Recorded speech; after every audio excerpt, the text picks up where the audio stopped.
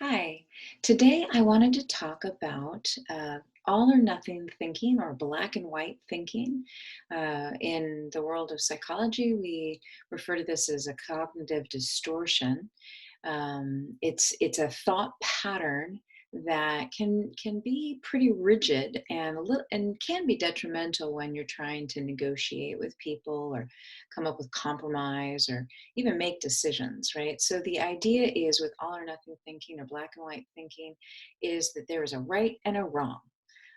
There are just two options, and all or nothing thinking doesn't allow for the gray and all of the possibilities, right, that there are in the world.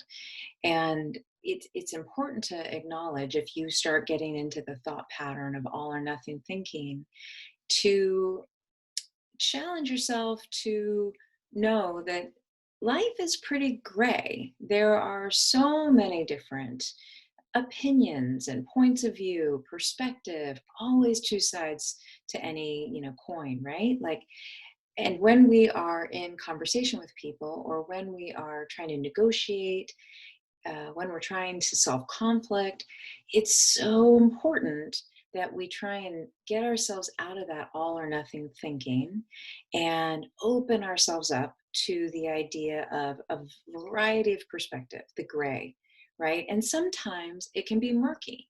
I think that that's why we refer to it as the gray. Sometimes it's hard to understand somebody else's perspective, and it can be a little, it can be nebulous and confusing, and uh, but it's important to push ourselves to try and see one another's perspectives, to look at the gray in life.